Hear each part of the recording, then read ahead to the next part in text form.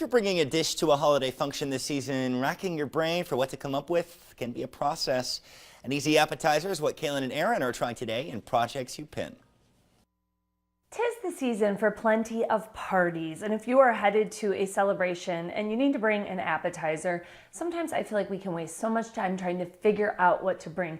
Today, this is a viewer request who wanted to see an easy appetizer. That's pretty much it. Something easy, fast, that's a little fancy. So today we're making a puff pastry cranberry brie bite. Let's get started. Your first step is to prepare your puff pastry. You're going to want to make sure that your frozen pastry is fully thawed, but it still needs to be cold to the touch to work with. Flatten it out, and on a cutting board, using a pizza cutter, roll it into 1-inch squares. Next up, on a cookie sheet lined with parchment paper, you want to set up your squares, then using an egg wash, brush the second square and pile them on top of one another like a little sandwich.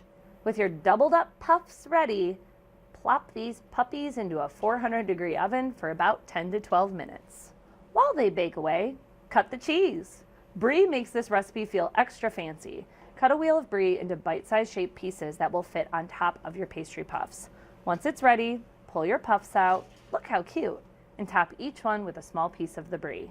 Back into the oven for 2 minutes to soften things up a bit, and the final step, top them with a little bite of cranberry sauce, adding color, a hint of sweetness, tartness, and making this extra delicious. If you invite me to a holiday party, chances are I'm going to show up with this recipe. This one was simple, it was fun, and definitely delicious. I think puff pastry just makes everything feel a little bit fancier, and you can't go wrong with a little cheese. Join me next week for another edition of Projects You Pin. You never know, it just may be an easy holiday appetizer that you want us to try.